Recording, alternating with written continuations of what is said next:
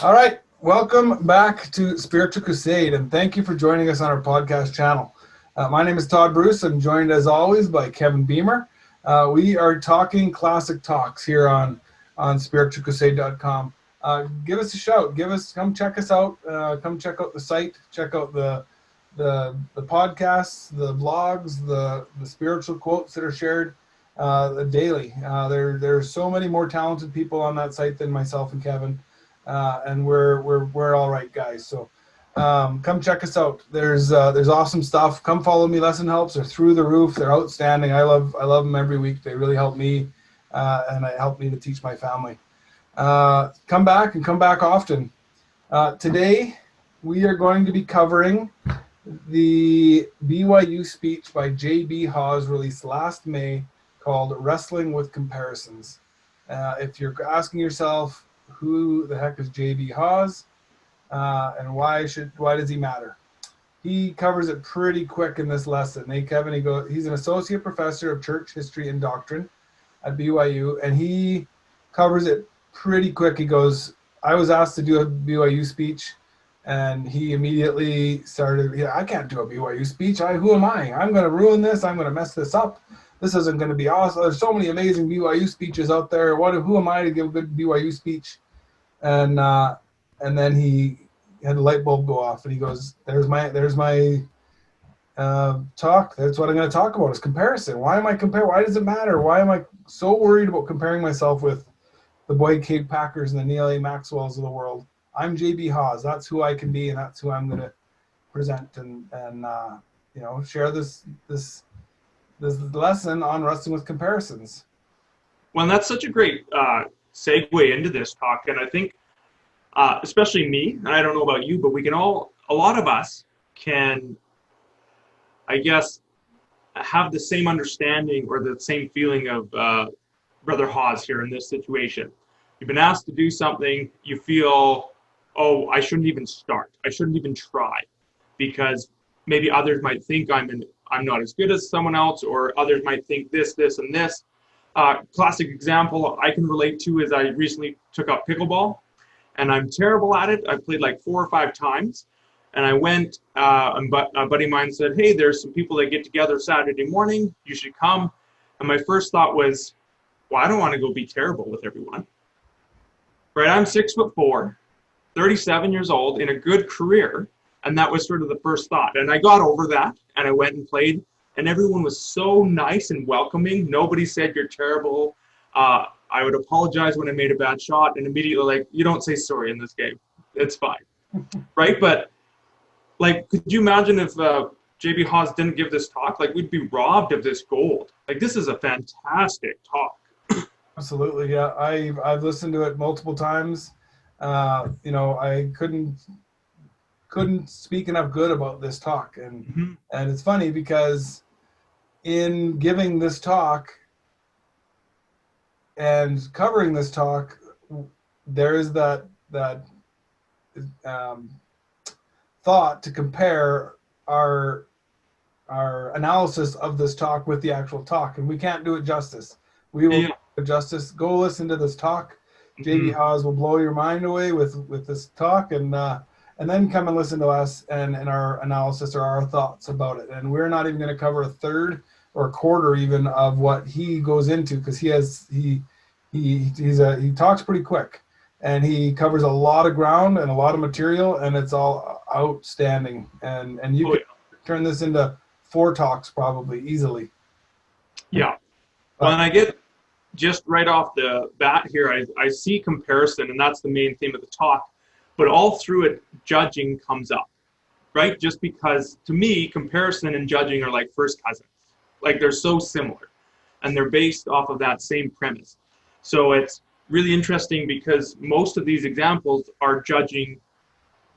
Comparison and judging can be used interchangeably almost. Not that they are, but there's a lot that can be, hey, this is a similar premise as judging. Yeah. Well, I think that's what we do. When I get comparing and thinking, well, how would so-and-so do this? Or how I'm not doing a good enough job because so-and-so would have done this better. Well, especially in the church, our Heavenly Father hasn't asked so-and-so to do this. They asked us to do this. How would Todd Bruce or how would Kevin Boehmer, how would you do this task that's being asked of you? And that's all that's being asked. Don't worry about what other people do. And if you did an amazing job at something and something turned out real well, hey, kudos, well done. Please encourage other people to continue to be awesome and do their best, because they're going to do things differently than you as well. And you know, it's we're not here, and we're going to get into this. The race isn't against each other. The race is against our, you know, like trying to be our best self. Yeah. Well, and an amazing job to me might not even be a mediocre job to you, and that's okay as well. Yeah. And that's tough to come up with terms, but that's okay. Yeah, and I get thinking of the me monster by Brian Regan. He gets talking about being a me monster. Oh, I had 2 wisdom teeth out. Oh, I had 4 wisdom teeth out. Was the guy that would jump in, and you know, like, you were allowed to celebrate our victories, regardless of what they are, and it doesn't have to be a competition with anybody else about what we're doing and how we're doing. And as long as we're striving, you know, what was it? Steve Scott says your direction or your direction is more important than your speed. You know, exactly. As long as we're moving, you know, facing the right direction and putting some effort in, we're doing the right thing. And, you know, quit comparing with where everyone else is at. We're all on the road, and we're just trying to get there. Awesome. Should we jump into this, Todd? Jump into it, yeah. Go ahead. Was the Boyd K. Packer thing from when he was a mission president. Do you have anything before that? Just the thought of the Peter and John story. Yeah. And one thing that I noticed a lot that Brother Haws does, should I call him Brother Haws? Sure. JB? JB? He oftentimes puts himself and as to what he would think. And I got the thinking over and over again, exactly what we do, right? We interpret how we would act in a situation. And lots of times that's not even close to what other people would act like. Yeah. Right. So whatever Peter and John are thinking, that it's probably not anywhere similar to what I would be thinking in a similar circumstance. And it reminded me of, my daughter showed me a meme. I hope this isn't out of taste, but it's the classic wife lying on the side of the bed, the husband lying on the side of the bed, and the wife's like, I wonder what he's thinking. And we've seen these before. Maybe I'm concerned, you know, maybe he's mad at me, and he's lying and he's saying, I'm thinking, if Jesus was walking on water in a river, would he move on like a conveyor belt, or would he just stand still? So, so that was my 14-year-old daughter showed me that, and I thought that was applicable here. I saw another meme that said, it was just a line, it was a quote that said, women spend more time wondering what men are thinking than men spend thinking. There we go. There's our comment on that. But it is true that often we put ourselves, 99% of our thinking is weird scenarios that probably would never happen. Yeah. And you know, letting other people do the speaking. Or I do this when I think about inviting somebody, you're like, oh, they're not interested in the church.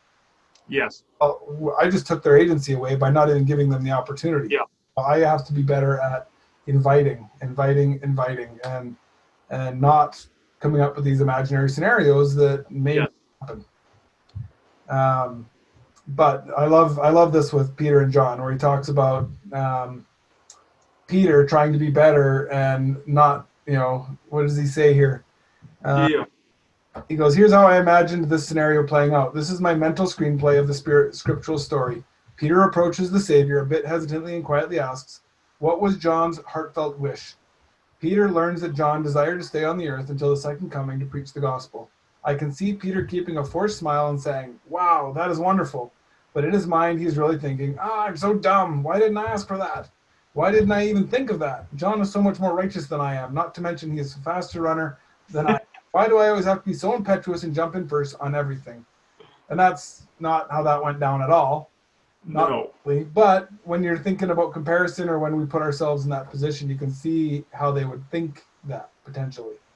Yes. And you know, that's what we have to avoid doing, right? Yeah, and then at the very end, it talks about that Christ or God both are only going to compare me with old me. So they're only going to compare Peter against Peter. Yep. Saying that, Peter, you've come so far that that's an amazing request that you've requested. Thou slacker. Yeah. Yeah, and I love that. I love that he only compares me with old me. For sure. And we often miss that out on that. We forget that, hey, maybe last year, this is how I would have reacted. Oh, I'm way better now. You know, right? Like whatever that is. And that's it. And that's the growth that we're trying to see. So here's Boyd K. Packer's story that he shares that talks about why it's important for us to quit comparing with each other and just compare with ourselves. He says, a new assistant and had prayed much about the matter. He goes, I then called zone conferences where I met and interviewed every missionary, always with the thought in mind, is this the man? The answer finally came, this is the man. He was appointed. He had been permitted to come on a mission only after some considerable shaping up to become eligible. After the announcement, one of the zone leaders came to me privately. He came from the same community in the West as did the new assistant. He was obviously disturbed. His first question was, do you really know the elder you have appointed as your assistant? Yes, elder, I know all that you know about him and a good deal more, was my answer. Why then was he appointed your assistant? And they bold this one. Why then was he appointed your assistant? I pondered for a moment, then said, Elder, why don't you ask the question that you came to ask? What do you mean? Ask the question that is really on your mind, I encouraged. But I did, he said. No, I said, here is another question. There is another question. The thing that is on your mind is not why did you appoint him as your assistant? It is why did you not appoint me? Now, please understand, I thought his unexpressed question to be a very logical and sensible one. I had sympathy for this young man and admired him greatly for his courage to speak. If you should ask why you were not chosen, I said, I would have to answer, I do not know, elder. I only know that he was chosen. Perhaps he may fail, but at least I know he is the one with a combination of talents and ability and qualities the best calculated to get what the office needs at the moment. That this is no reflection upon you. You may yet preside over him, and many above him. You may be his bishop or his stake president. You may preside over the church. I do not know, but his call has no reflection upon you. Do not be injured by it. Go back to work and serve the Lord. Sustain him, I counseled. Your contest is not with him, but with yourself. Sorry, that was a lengthy spot, but I thought it was so important because I do this, and I'm a bishop now. But I've done this for long stretches of my life where somebody would get called and I would be envious or jealous or be like, why did that person get called to be the young men's president? I would love to be that calling. Yeah. That person. And like for all the times that I was jealous or envious of somebody else getting a calling or a position at work or something, if I got all those, I would have 1,700 callings and would be burnt right out, and I would not do any of them very particularly well. That's right. But that was a learning experience I had to have. That I didn't want all those callings. I needed to do what I needed to do in the position that I was in right now.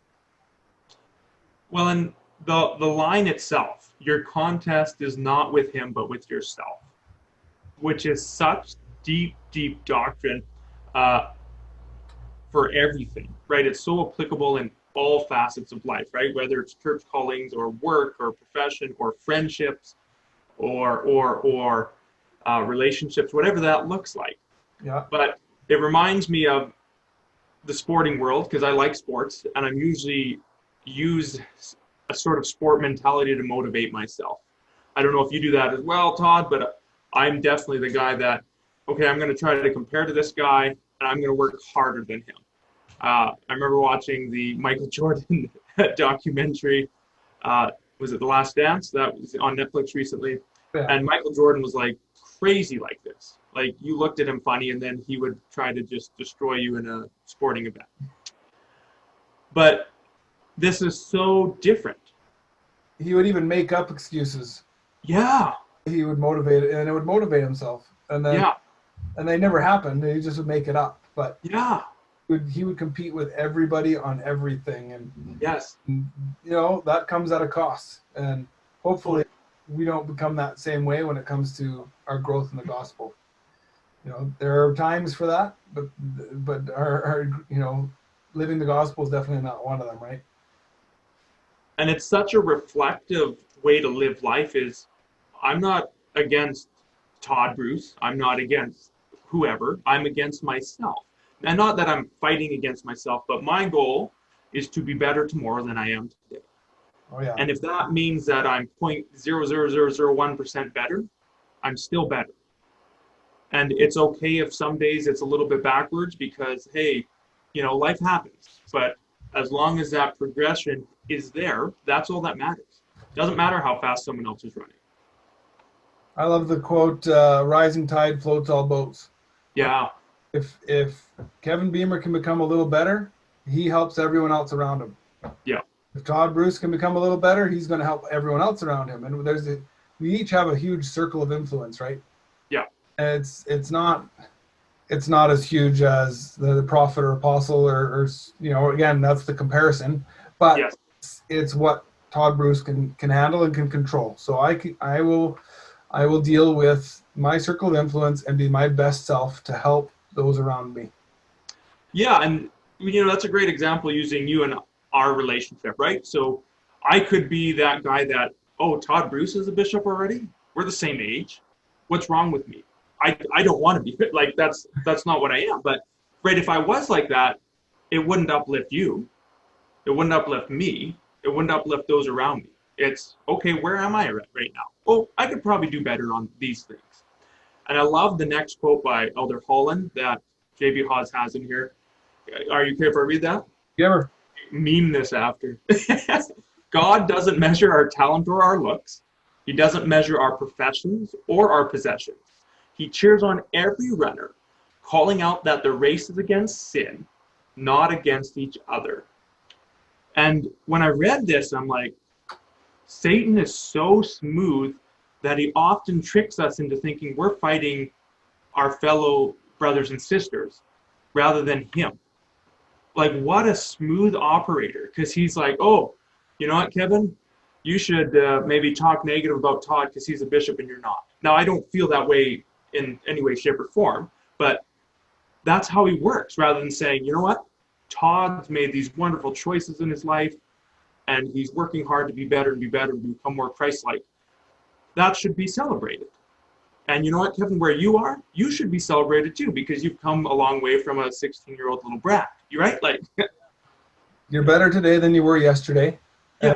Moving forward. And I always say that I wasn't called as bishop because I was the most righteous, not by a long shot. Maybe my wife was the most righteous. I joke and I'm half serious that it's probably because I have the most growth Yes.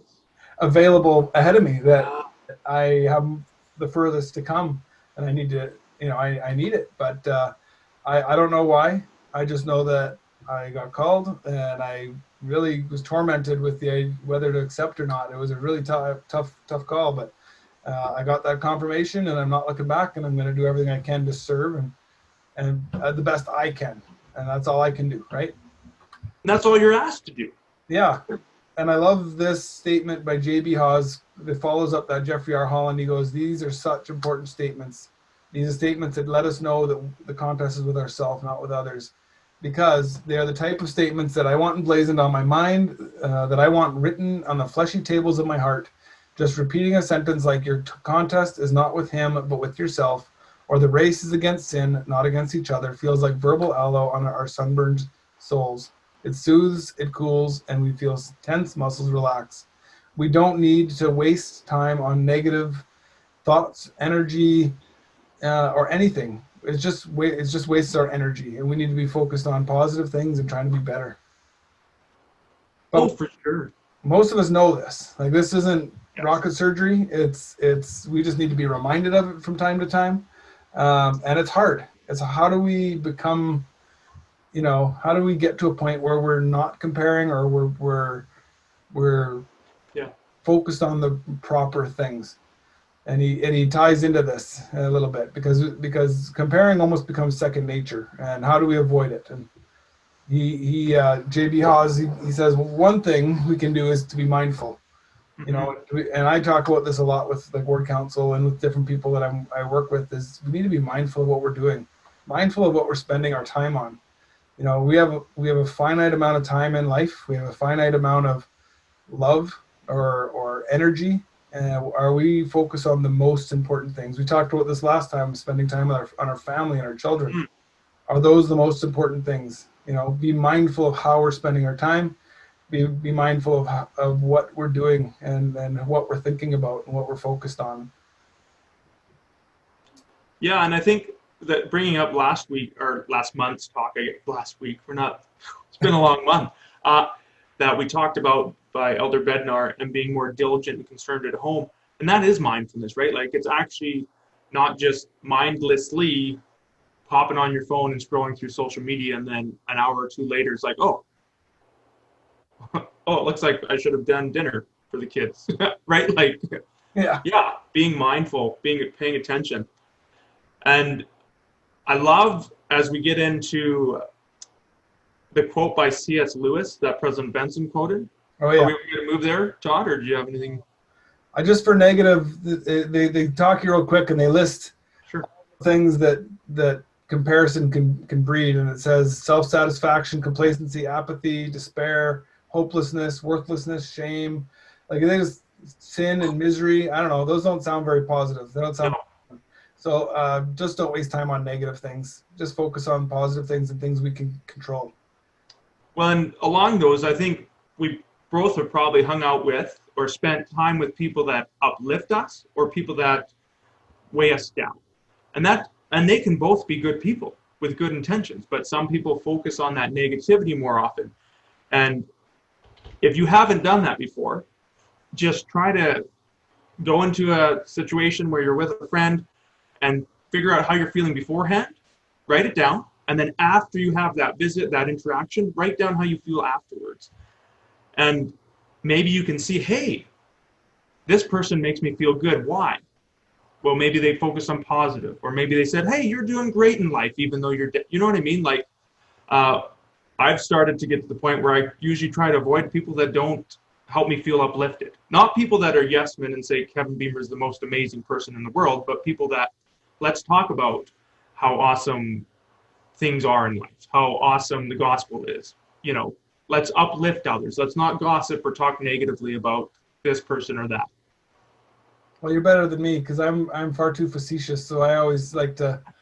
I have people like that at work, and I just poke and prod, and I get right up, and it's fun. But I should be better. Just gonna add this. I'll text Jamie what you need to work on. So many things. I'm working on them. I'm working. I'm trying to be better. I understand doing that, Todd. I grew up in a house with the boys, so it's a terrible story that we used to do to my youngest brother, who is 7 years younger than me. We would do what's called the snuggle wuggle woo in our house, and we would snuggle him. And he would just not like it, but we thought we were so hilarious. He would have been like 7, 8. I'm 14, 15 at the time. Yeah, so I understand poking. Wants to. I'm the youngest, and my siblings had something called Touch Todd Day. You know what? It's, and I blame the way I am on my siblings 100% because they tormented me to high heaven, and and that's how they showed love and affection. So that's how I show love and affection. Yeah. Then I need to throttle it in, and my wife's ready to throttle me. But anyway, good times. Understandable. Anyway, back to pride. Let's go. So I'm going to quote this. President Benson actually quoted C.S. Lewis, but I'm going to just read it out. Pride gets no pleasure out of having something, only out of having more of it than the next man. It is the comparison that makes you proud, the pleasure of being above the rest. Once the element of competition has gone, pride has gone. And this reminded me, maybe not all our viewers know, I have 4 daughters. The oldest is almost 15, and then a 12-year-old, a 10-year-old, and a 7-year-old. And my wife went off for a little getaway with a friend of hers for a couple days, which is wonderful. I love hanging out with my kids. And I thought, we're going to do a Boehmer family bake-off. Was it a normal thing we do? Friend? I didn't hear that, Todd, sorry. Was it her friend or her sister? It's her friend's sister. Okay. Yeah, it's her actual sister that she went with, who's like her best friend as well. Yeah. So they went away, and in our family, we sometimes do a Boehmer family bake-off. My wife designs and bakes cakes for on the side living kind of thing. And yeah, this is going to be fun. We'll do it with just Dad. And we go to do it, and my kids are on board, and then it was just fighting and fighting. But the one thing that happened is my 10-year-old, Luana, who's an absolute sweetheart, we go to make cookies. She's loving this. This is the best thing in the world. And then my 7-year-old asked if she could have some chocolate milk. I said yes. And she has the last of the chocolate milk. But apparently she'd had 3 cups of chocolate milk, and Luana had only had 1. And so Luana just threw the temper tantrum. And it was actually mostly her idea to do this Boehmer family bake-off and make cookies. And she didn't end up even doing it with us because her sister that was younger than her got more chocolate milk than she did. And when I read this quote, I'm like, this is literally what just happened this week. And she missed out on the whole experience because she was in her room and she couldn't keep it in control. Not that she was sent to her room, she just lost it. Mm. And so she missed out on this experience of baking cookies and eating them and just having fun as a family over something as simple as more chocolate milk than her sister. Like, yeah, we had a similar thing with Owen and Connor. They were fighting about a game, and they hated each other's guts and didn't want anything to do with each other after this game. And it was like, guys, what's more important, this game, or who won this game, or your relationship with each other? yeah, Or, like you're always going to be each other's brother. That game was 1 hour out of a full day out of the rest of your life. mm-hmm. We had to have a sit down chat with them all. But yeah, it's amazing how much, and we do it. I want to say it's our children do it, but we all do it as humans. We get saying, Yeah. It's not fair. That's not fair. That person has way more than me, or that person has, and he gets right into this 100% about this comparison. We can't compare because we're all different. Yes.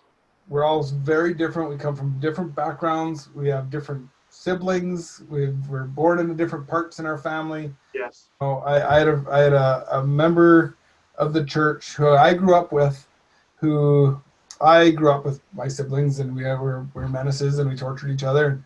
So I would go to church and I would heckle my friends and tease them and make fun of them, and that's how I showed love. And he did not react. I didn't know this as I was a kid. It was years and years later. He did not appreciate any of that, but he just didn't know how to convey that or relay that. And it really did his growth in the gospel that this way. And I didn't realize it. I apologized to him as an adult because I can recognize that that could be taken as bullying or picking on but I was joking and teasing, and that's just kind of how I am. I'm a meathead, right? And tone that down. That's another thing I'm working on. But we're different. We're all different. We all come from different backgrounds and different places. And if somebody excels or does so much better, it might be just not that they're better than anybody. It just might be the circumstance, right? And don't worry about it. You're in the place you're supposed to be, and we can control what we can control, and we just can help who we can help, and that's what we can focus on. Well, and that so ties into what Brother Haws says next. He talks about, and he's like, I can hear myself thinking, well, thank you very much. Now, not only do I feel badly about myself because of all these comparisons with everyone around me, I feel even worse because of the realization that I am sinning when I make these comparisons. That is just super. I wish I had just stayed in bed today. And he does this lots through the talk, where he sort of projects the insecurities that he most likely feels towards the audience. And he says, hey, this is probably how you're feeling, or could be how you're feeling. Most likely because that's how he feels in that situation. And I was just amazed at how completely different we all are and how different we all live this gospel. So that's a great example of you, right? Whereas never in your wildest dreams would you actually willingly go out and try to pester these poor youth, right? Like you would never think, I'm going to go pester and be a jerk. You would think, my brothers and I interact like this. This is how friendship is in my world. So I'm going to export that to all of my other interactions that I have. And you have no idea that someone else is raised differently, and that's not how it works. But we also do that with living the gospel, is whether it's this is what we do on Sunday or don't do on Sunday, or this type of pop is okay in our house or not, or these type of words are okay to be used. There's so many things that we live so differently, which also means we should not compare.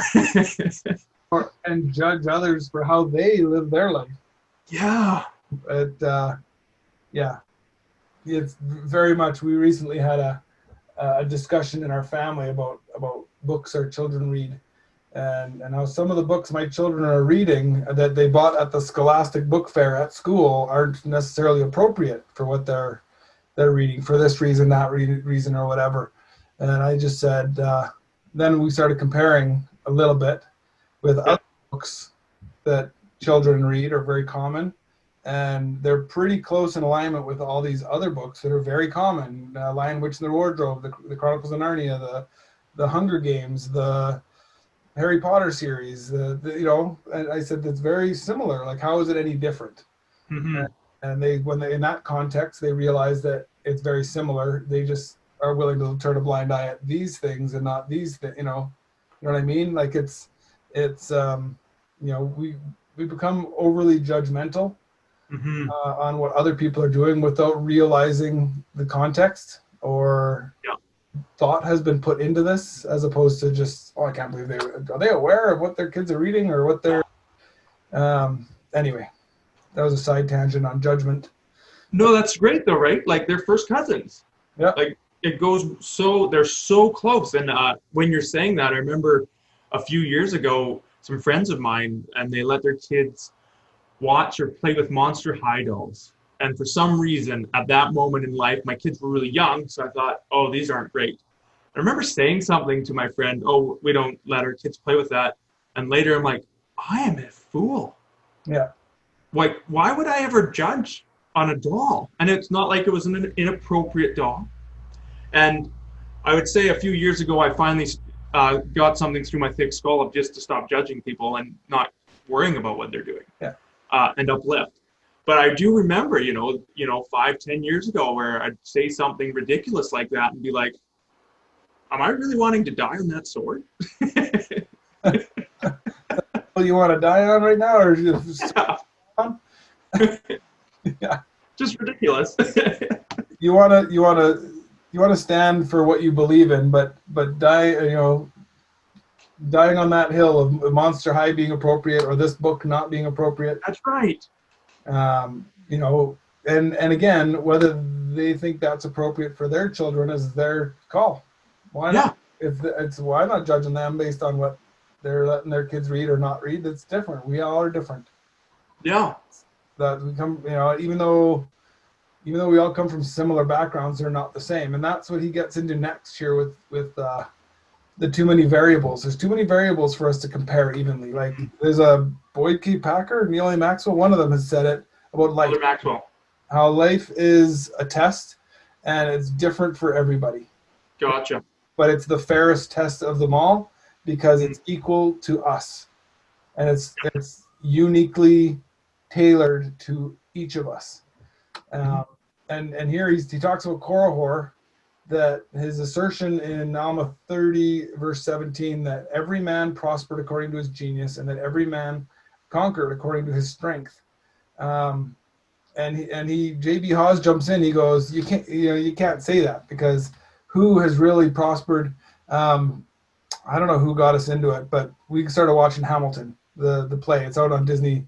Maybe you guys can't remember. But, I loved it. But he was like a genius. He did a lot of amazing things.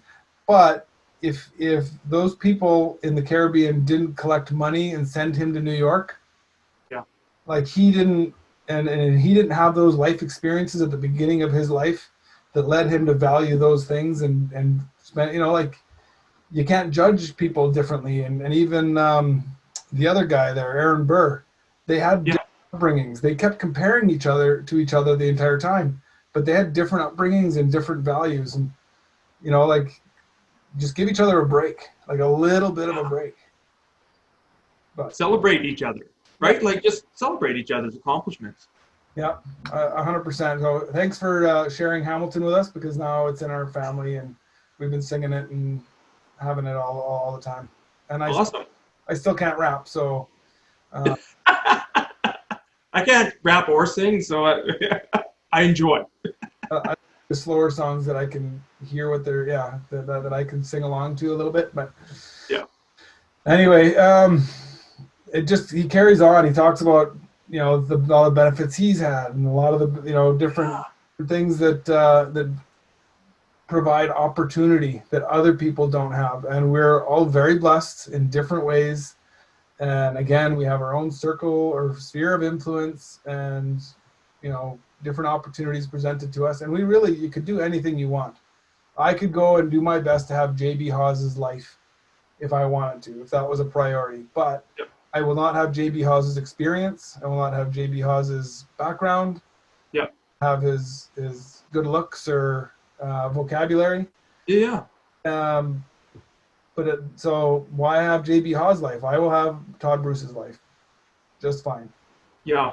Well, and I think that's one of the biggest fallacies. I definitely believe that if you work hard, you can accomplish great things, right? If you put your trust in God, you can accomplish great things. But to say that if I just do what Todd Bruce does, I'll get the same blessings, from a spiritual perspective, that can be, but it's not necessarily always going to be from a temporal perspective, because we are both on completely different footings to begin with. And I think it's really awesome how he points this out, like legitimately says, hey, Korihor was wrong because some people might put in the same amount of effort, but based upon pre-existing privilege or blessings that they have, they're going to end up in totally different realms. 100%. Now we are seriously going to run out of time. Perfect. Just ourselves every time. I jump ahead, Kevin, unless you have anything on childlike humility, less about ourselves. He talks about his sons playing football and how one of them couldn't catch a football to save his life, but he was very excited about his sibling who caught the football every time. And that's the kind of enthusiasm we need to have for life and for each other, that we can celebrate each other's victories. Yeah. We don't have to be devastated because we've failed at something. Just try again. Get up, dust yourself off, try and be happy for one another. And he talked about and then he carries on about less about ourselves. And this is a C.S. Lewis quote that Dieter Uchtdorf shared, and it's going to be shared everywhere. But because when we see the world around us through the lens of pure love of Christ, we begin to understand humility. Some suppose that humility is about beating ourselves up. Humility does not mean convincing ourselves that we are worthless, meaningless, or of little value, nor does it mean denying or withholding the talents God has given us. We don't discover humility by thinking less of ourselves. We discover humility by thinking less about ourselves. And I believe that last line is a C.S. Lewis quote, but he continues with C.S. Lewis, and he goes, "Do not imagine that if you meet a very humble man, it will be what most people call humble nowadays. He will not be a person who is always telling you that, of course, he is nobody. Probably all you will think about him is that he seemed a cheerful, intelligent chap who took a real interest in what you said to him. He will not be thinking about humility. He will not be thinking about himself at all."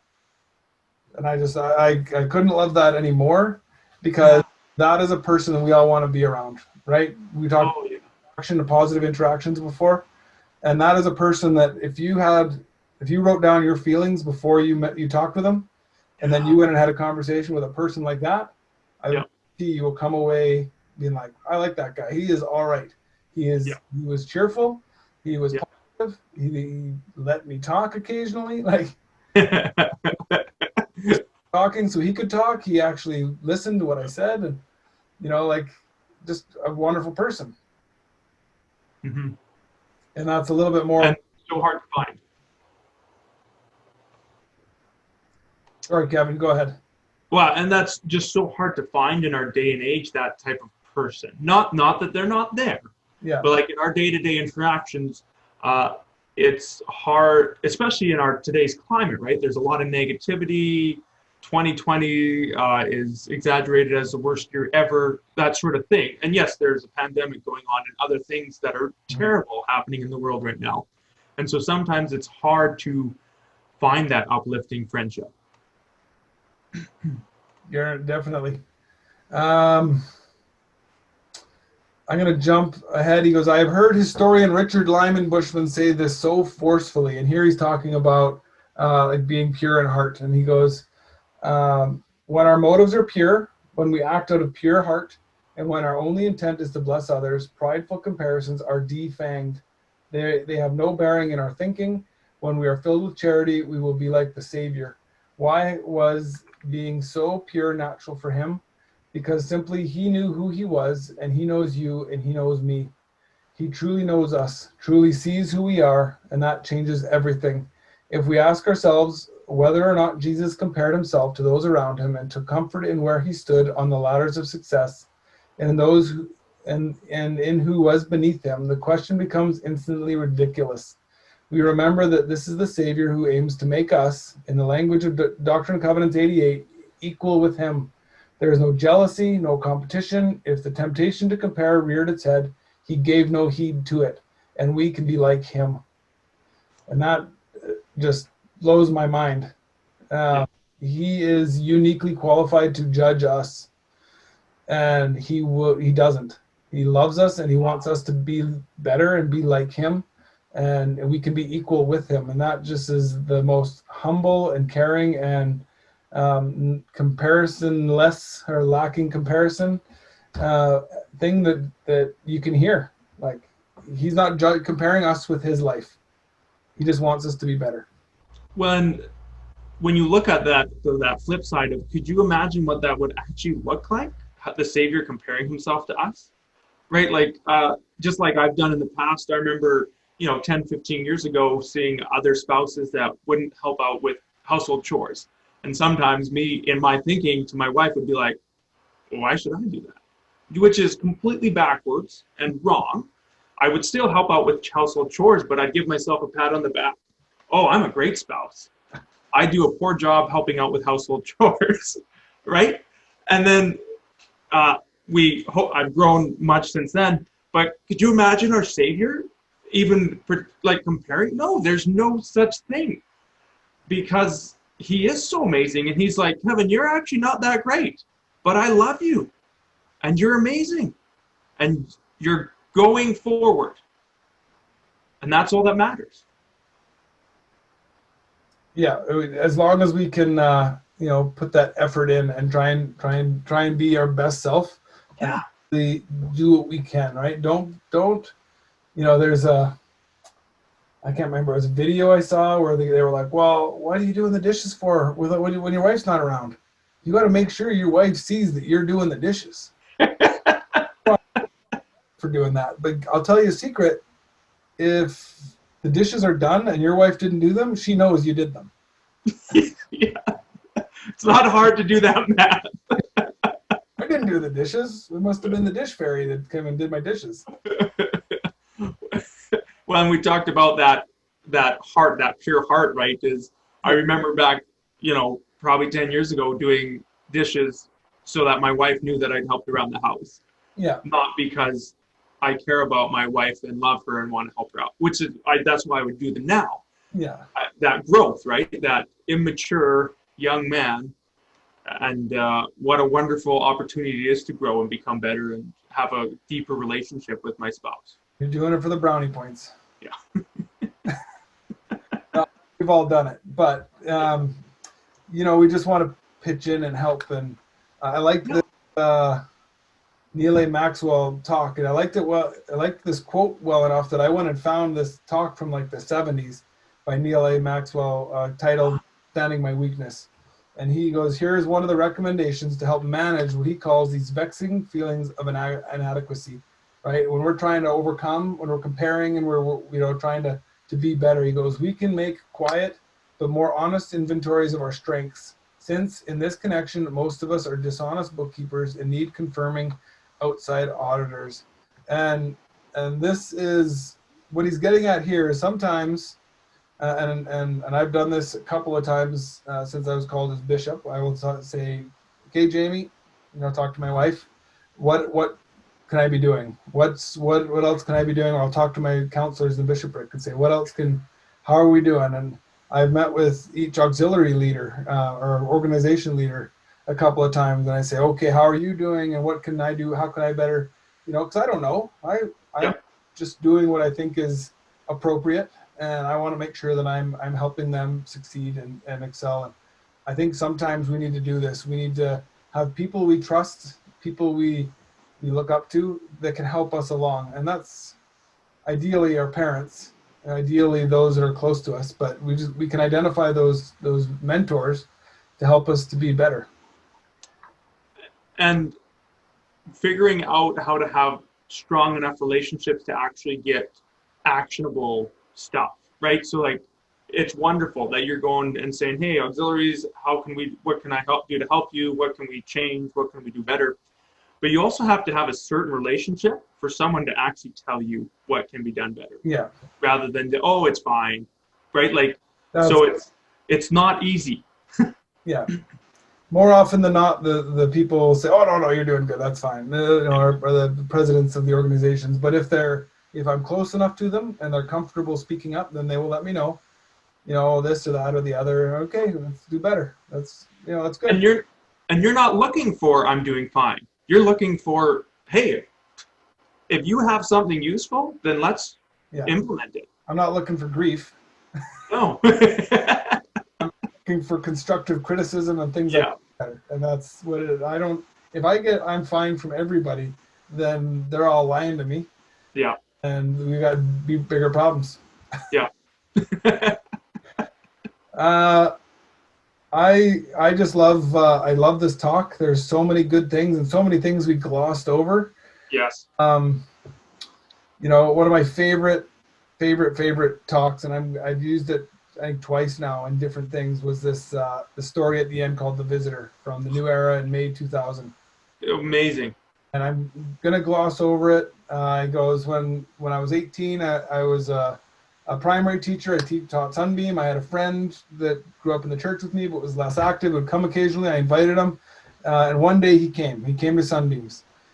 He goes, at that time Mike had long black hair and a beard, and he goes, I don't remember why I even invited him, but he decided he came, and he introduced him to the Sunbeams, and all the children sat there in awe and just stunned, and they just were not their typical Sunbeam selves. And then one child got up and he went over to his friend Mike and he goes, "Are you Jesus?"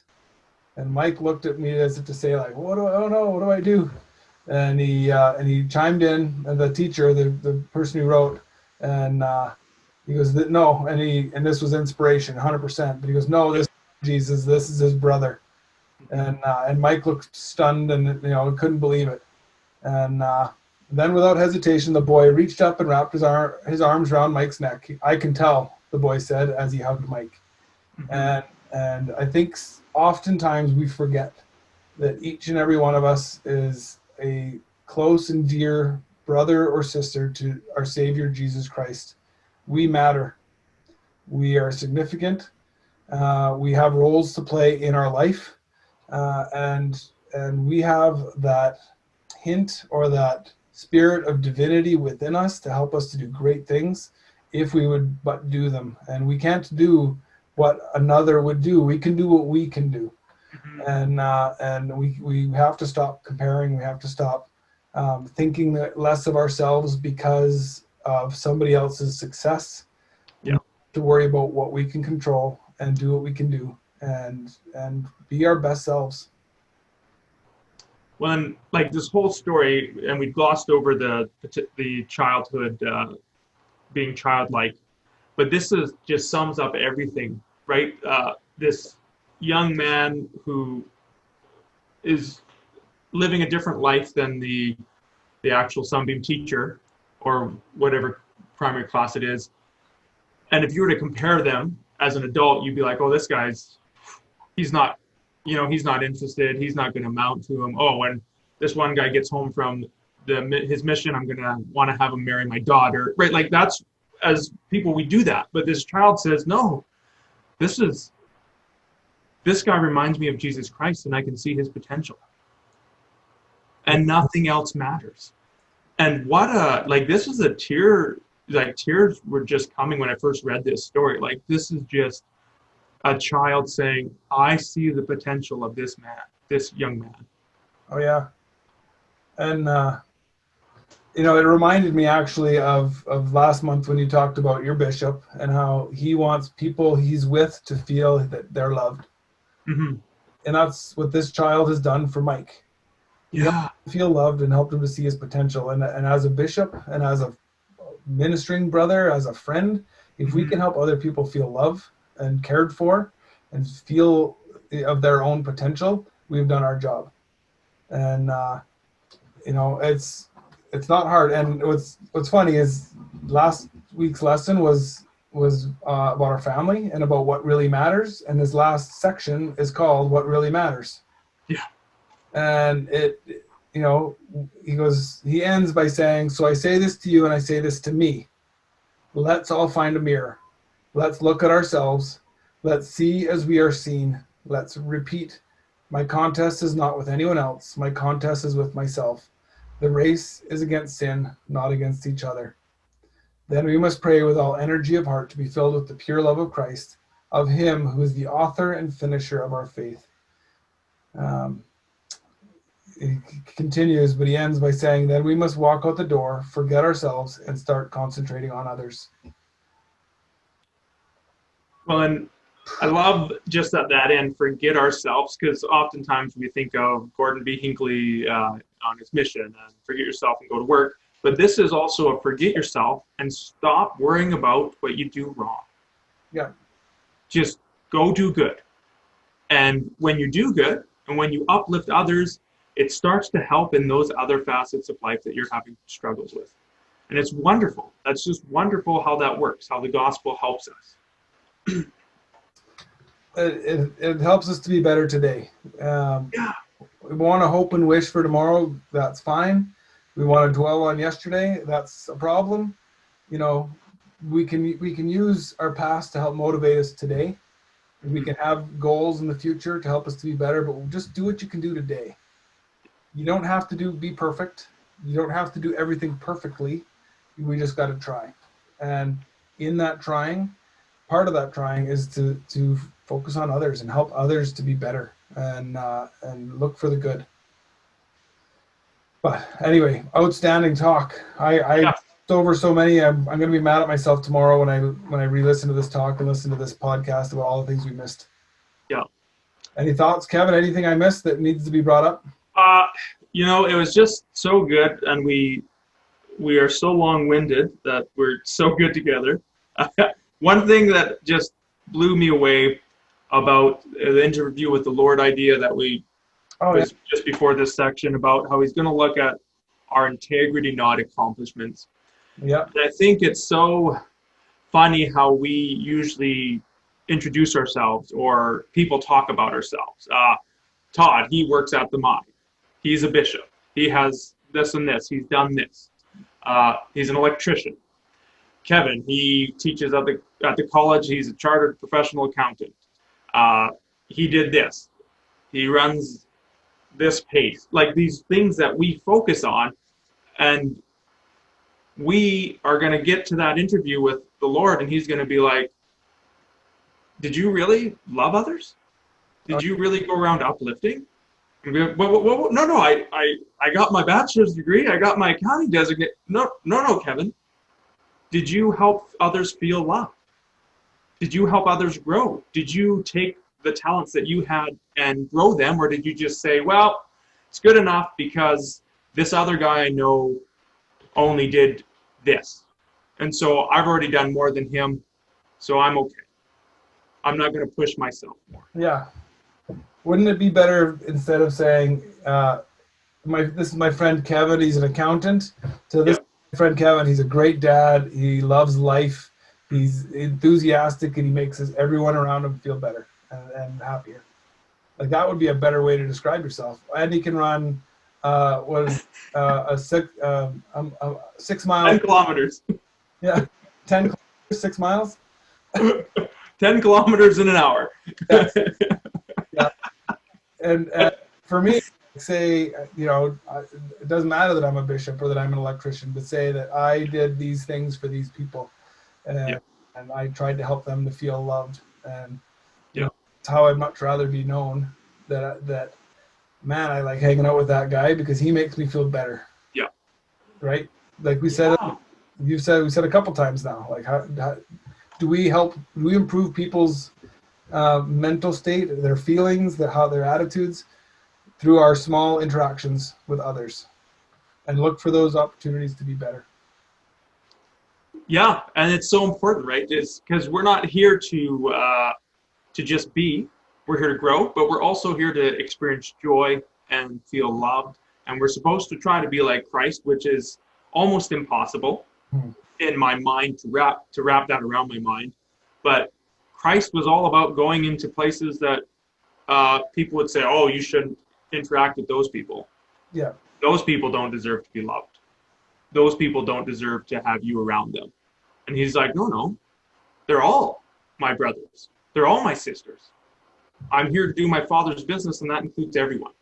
Yeah. This was fantastic, Todd. Man, we are long-winded. I think we're like 12 minutes over when I said I was cutting us off.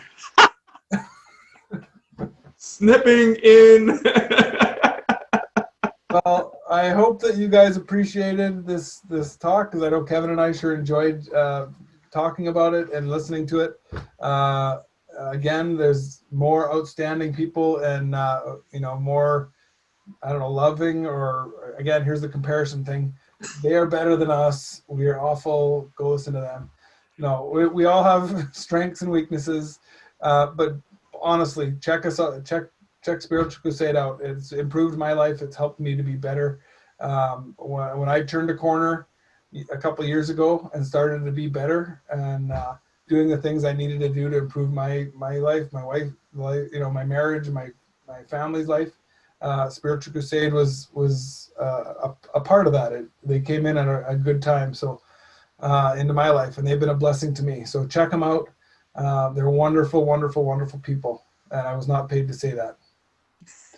So thanks for listening. We'll see you at the end of September. Yeah. Where's the year gone? Gone. Thanks, Kevin. Thank you, Todd. Have a good night. We'll see you later.